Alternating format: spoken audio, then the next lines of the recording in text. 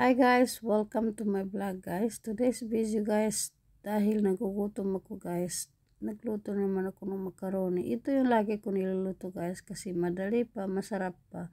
Siyempre with fried chicken guys. So tara guys, magluto na tayo para makakain na tayo ng lunch. Lagi naman ako gumagawa ng macaroni guys, kaya hindi ko na pinapakita yung pagluluto ko kasi siyempre alam na kailangan ko lang kumuha ng video para sa post natin. Kasi pag wala tayong post, wala tayong sahod sa kay Facebook. Para lang meron ako ma-post guys. Nagbi-video ko kahit na paulit-ulit ako nagluluto ng ganitong pagkain ng Arabic. Siyempre kasi pag gusto ko kumain nito, niluluto ko talaga. Paulit-ulit na lang. Kasi gusto ko ganito eh. Pero next time magluto tayo ng spaghetti ng Pinoy.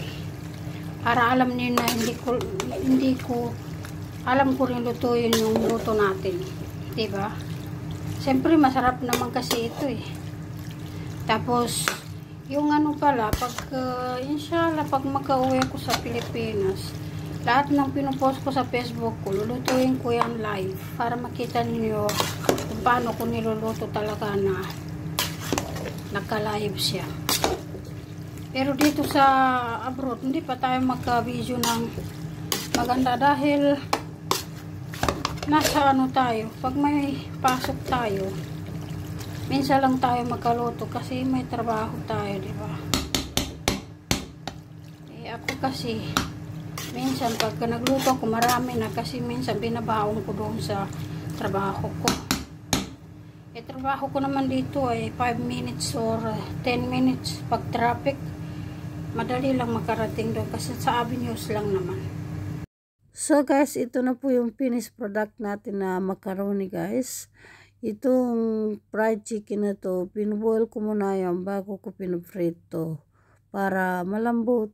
At saka siyempre nilagyan ko ng tomato paste. So itong macaroni guys, tuwing nagugutom ako guys, ito yung lagi ko niluluto. Madali lang lutuin, masarap pa siya, simple lang siya. Kaya hindi ko na kinuhanan yung full video kasi lagi ko naman niluluto ito, di ba? Hindi ko na po pinapakita ang full video dito dahil nakita naman ninyo yung mga full video niya, di ba? Pare-pareho lang.